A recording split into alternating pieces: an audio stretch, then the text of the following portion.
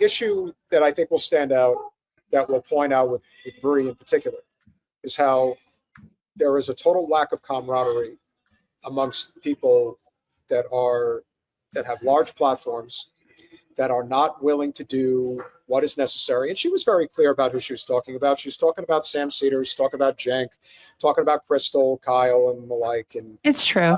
How it basically becomes, career opportunism that is of more of concern than it is about fighting on along the lines of what really needs to be fought here. This is a class war, nothing more. And it stems all the way to the top with the issue of Israel. Because the people that are supporting the Zionist state are people that, for the most part, are of a certain class and makeup. And because of that, they're willing to overlook what's going on because economically, it is to their benefit. There's $500 billion worth of natural gas under Gaza soil. There is 25 miles worth of Mediterranean coastline, real estate waiting to be developed. That's trillions of dollars right there. That's what matters. And the people that have the inside track on those things, they're not going to say a friggin' word. Not one word. Because they know. You get out of line. Oh, contracts? What contracts? They don't exist anymore. You had your chance. Travers wants us to get this this comedian on our show. He's talked about it before. Who? I don't know who that is. Yes, you do. He's a comedian, and you could just actually. Why don't you just send him a message on X or whatever you do? Okay. And see, because but he's Irish. I'm gonna be there. I'm gonna be there. You're going to Ireland. I am. When are you going? In June. But yeah, I am. I'm going. It's happening. Ronwell, thank you very much for the $5. Daniel McAdams made a good point about Massey's Senate run in 26 from McConnell's seat. I'd love to see him taking over his seat, and maybe there's a part 2 coming. We don't know. There it is. Thank you, Ronnie, for the other $5. Run for president in 28, and I'd love to become a national delegate for him if he's running for president, but I fear they'll pull a 1963 JFK on him. It's possible. It's unfortunate. But again, crumbling of empire. People have grown tired of what. Oh, Schulte, I'd love to get her on. Yeah. Karen Agnophilia. Freeman Agnophilia. Pizza bagel. Yeah. Okay. Well, yeah. No, I'd love to. I would offer free services to her. Not that she has any use for some, unemployed lawyer down in Florida, but I really would I would be very happy to assist in any sort of research capacity or any sort of data document review or anything like that. I'd be very happy. I mean, my dream would be to sit in on that jury selection. I'd be happy just to watch that jury selection. God willing, you'll get your wish. That's going to be so fun. Smash that like button, share, subscribe, do all those things we ask you to do. Can we get Anna Kasparian? Anna doesn't like me because I was mean to her. Anna was mean to Aaron Mate. Aaron was really nasty. Anna was really nasty and just vulgar and shitty about Aaron Mate. And I just took issue with that. And I called her out and I called her a snowflake princess. And I did a graphic. We got very upset about that. And so she doesn't want to play with me. Oh, well, that's okay. Anna, apologize to Aaron. We'll have a conversation. Not only do I notice fewer Canadians in Florida, I know for a fact there's so many fewer Canadians. By the way, I'm meeting our Canadian friends again for lunch next week, Peter. And these are people that come here seasonally to get out of the cold. These are people that are wealthy. And they're not going to come back here. They're done with this. And I know because people in my husband's family that are Canadian, they go to Cabo in the winter. They don't come here. But what my friend told me was that when they were coming through, that the area where customs is, that's normally packed and busy coming through from Canada, she said there was no one there. So, yeah. I don't know if Sam Cedars is Zionist, but I know this much. He was very good to Jen when she ran the first time. It's one of the first big channels to have her on, like Mike Figueredo and Jordan Chariton. But what I will say is that when Jen ran the second time, he never responded. And he knew where Jen stood. Jen was one of the more known people in politics at the time that was going up against a person who was fully on board with the genocide and a person who was dead set against it. Baby Ethernet, thank you for the $2. I want to rent October 8th to critique, but it's $19 WTF. Exactly. What the F? Yeah. Well, Yeah. it just goes to show you who they're catering to, the demographic that they're catering to. Does that what bothers me, you know what? I don't mind people putting out their stuff, but when something has been completely debunked and you don't retract it, then you have no credibility anymore. Of course. So that's why the only people that are going to pay for it are people that want to stay in that echo chamber. And this is why we can't end our show, because we keep getting super chats. Progressive Lefty, thank you for the $5. What Anna and Kyle did to Jimmy was disgusting as well. But listen, Jimmy is no picnic. So as far as I'm concerned, you know, that's the type of baby mama drama stuff that I don't think I have patience for. That's the thing. Yeah. That's the thing. Zainab says we should still try to get on the program. Peter, you want to reach out to Anna Kasparian and see if she wants to come on and have a chat? I would talk to her. I have no problem. I'll talk to anybody. Listen, I think the conversation is going to happen, but we help out with certain channels, big channels, 2 very big channels behind the scenes. We linked them up the other day. We have a role to play. We know. We know our place. We do. Hey, keep them coming, baby. Ronwell, thank you for the $5. Thomas Massey deserves to be with my young idol from Hollywood and my PFP for actually reading the bills like Ron Paul did back in the day by me. Now, here's what I will tell you guys. And we know we've met Ilhan Omar on a handful of occasions. And I actually asked her a question specifically pertaining to, why are you one of the most successful legislators on the Hill? And her exact answer without hesitation was, because I actually read the bills. She actually does read the bills, and she also does her own work. Yes, she has staff, but she actually is extremely well-versed, well-read, does the research, and does the work. Unlike other people that she was kind of pointing out. And that's part of the reason why there is no such thing as the squad. And you even said it's not really a thing. It's just sort of this made-up idea to try to market and attract people into politics. It was never a thing. It's never a thing. It was always a facade. Progressive Lefty, you should be afraid to come here. I don't know why anybody wants to come here. And don't think for a second that I haven't considered the fact that I am going to be leaving the country. I haven't done that in a while. I haven't done that in a few years. So it's been a while. And do I think I could get detained? Yeah. Good. Yeah. No. Good, David. That's good.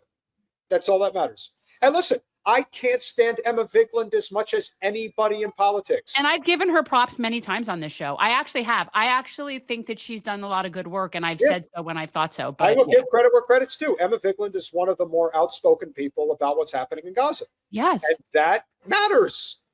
And this is one of the problems that we run into in politics is, I've known Emma Vigeland personally. I do not like her. This is the problem, is when it's personal. And this is what part of the problem is with certain candidates that we wouldn't promote. Correct. But the difference is that I can put that aside and say, I appreciate Emma Vigeland doing the right thing on a very important issue. Emma is not stupid. She's just not. No.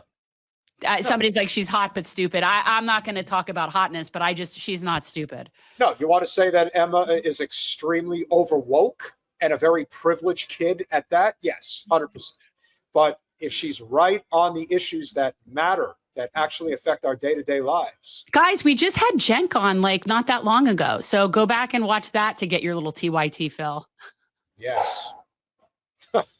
Thank you, Mave. I didn't, I'm not perfect, but what did I make you do? But I think she's alluding to this idea that we have to let bygones be bygones, but no. Let me tell people that, I personally don't have an issue with Emma. That was he knowing her predates me. I have no knowledge of that. I have nothing with her. And therein lies the problem. And that's true. The problem. That's true. But I will say, politically speaking, when you know people personally, candidates personally, and someone is a piece of shit, and you know that they're in it for the wrong reasons, no matter what their public persona is, and you know that they are just not the right person for a job, then no, we don't just put that aside and support someone. That doesn't mean I have to tell everyone what I know necessarily, but I'm not going to have people on or promote candidates that I know personally and think are garbage. I'm just not going to do it. I could disagree with someone politically and have them on, but I'm not having someone that I think is garbage on my show. There's no point to that. And I actually think that was kind of what Bree was hinting at. Yeah, no, I understand that there are certain people that there is no, it's the right word. There's no redemption. Certain people are not given that grace and shouldn't. Oh, and not just that there's no redemption, but there's no value to that. And I'm not going to serve up a plate of shit to people just because it looks decent on the outside when I know that it's not good. And that was the problem with that particular candidate. And I was not willing to do that. And this has happened other times with other people too. There's candidates that I wouldn't have on just because I think they're shit as a person. That's fine. That's my prerogative. Again, this is our show. We could have whoever we want. Thank you so much, Esjera, for the 2-month membership. So mad Trump had no time to mention 14-year-old Robbie. Robbie? What was that? What was that news? Sure about that. I'm not sure what that news is. What did I miss? But the point that Jen is making, which I think is maybe the most important one of all, it's like we tried to have conversation with people that we thought we could at least have a reasonable conversation with pertaining to what was going on in Ukraine, even though if you couldn't see what Ukraine was from day one, that it was strictly about natural resources, nothing more. The whole concept of getting Ukraine into NATO was that we could control the resources in Russia. Well, and that also to be poking at Russia and put NATO right up to their border and having their little exercises in their area. Mm-hmm. And finally, maybe above any other reason, is that there was a supposed person who ran for president who is an absolute Zionist, 1,000%. Doesn't matter what the person says publicly. I can assure you what the person thinks privately. Well, right. When you know people personally, you know that they're full of shit. But genocide and the state of Israel, that's a non-starter. If you are on the wrong side of that issue, you will never be allowed on this show, and no one should ever have conversations with anybody who's wrong on that issue. You want to know how you break the Zionist state? Cast them all out like the fucking lepers that they are. Because that's what they are. They're subhuman scum, and that's the way they should be remembered. And eventually, that's what's going to happen, because there is going to come a time, as is often the case, much like my grandfather used to tell me about what General Eisenhower said during World War II when he liberated the Dachau concentration camp. And you know what he said? Take as many pictures and as many videos as you possibly can, because there's going to come a point in the future where somebody's going to stand up and say this never happened. That was Dachau? I've actually been there. Yeah. Did you know I've been to Dachau? I've been there. Yeah. And so what's going to happen eventually is that they're going to try to whitewash all of this shit that's been happening for the past couple of years. They're going to pretend that this genocide never happened. And they are going to insinuate this idea of it was overblown. That's why you see it all the time. Like the fact that they like to do dollars and cents about how many kids were actually killed. Oh, no, they only killed a few thousand kids. They didn't kill 25,000. That's when you know that you're a psychopath. You're a psychopath. Right. You're arguing about how many dead babies there are. And here's the thing. I don't care what anybody says. I have been saying it for over a year and a half. Their numbers are not real. The numbers are pretend. It's like polls. You get whatever numbers you want. Here's the thing. Yep. Again, I'm not the math person. The fact that I have to be pointing this out is so horrifying to me. I'm like the worst math person. 2.3 million people in a cage, no food, no water, no shelter, no medical, anything. And you're telling me we're still under 50,000 or at 50,000 people? No, that's absurd. To me, from what I feel like I've seen that many people. I've seen that many dead bodies just on my screen. Mm-hmm. So then that's just a ridiculous number. And anybody, my guess, like right now, honestly, like I would guess we're at 500,000 people. And what you also have to remember is that don't you ever come onto this fucking channel and say one fucking word about Yemen, because we've been talking about Yemen since the start of this podcast. We have been talking about what Trump was doing in his first term that he did, because it was all about the worst thing about Trump's first term was how he kowtowed to the Saudis. That was what he was doing. And he did that at the expense of destroying Yemen. Then Biden comes in, does the same fucking thing. And now Trump is in. And of course, after post October 7th, it's all about what Israel wants. Trump is a 1,000% transactional individual. He does not have any moral compass when it comes to any issues if it involves business advancement. That is all that matters to him. I agree with not bloody likely. It's hard for me to think about anything else. My heart and mind is in Gaza. And I say it, we are all Palestinian. We're all Palestinian. Yep. We're all from there. And thank you, not bloody likely, for your very generous contribution. Thank you very much. You guys have been great. Listen, we were trying to get out of here like 20 minutes ago, but was somebody saying something about, I have been talking about the genocide in Yemen since we started this show. Yeah. Like that was one of the Schultz, right. But you know what? And Schultz is right. It's like this whole thing of you see the Zionists do this all the time. They do a misdirect. It's the most common form of avoidance of the topic as possible. They'll say, well, what's happening in Yemen and what's happening in Ukraine and what's happening here and there and everywhere. And all I'm thinking is, you're right. Our empire has overextended itself, like the Roman Empire, like Genghis Khan, like the British Empire, like the Ottoman Empire. This has all happened throughout history. This isn't new. It's happening. And they're still convinced that they're not in the hog stage, that they could somehow keep doing this and they could keep getting bigger, that it's not going to stop. Not true. Baby Ethernet. Thank you so much for the $10. Baby Ethernet, if that's you, you're so cute. You look like a baby. Maybe he is. He's a big baby. He's baby. He's got baby face for sure. Yes. But then again, like honestly, to me, anybody who's young enough to be my kid is a kid. And so as I get older, that age range gets bigger and bigger. And it's just funny to me, like that. We are also right. And we are Luigi. And we can't let that story die. We can't let it die, because it's all the same story. It's all the same story. It's all connected. Mm-hmm. Do not forget that there are opportunities out there. I dispute this. That is just not the majority of people there are children. Yeah. This has been going on for a year and a half. There is no way that that's just insulting. That's insulting to me. And I've said it, I don't see how this ends with anything less than 2.3 million dead people in a desert.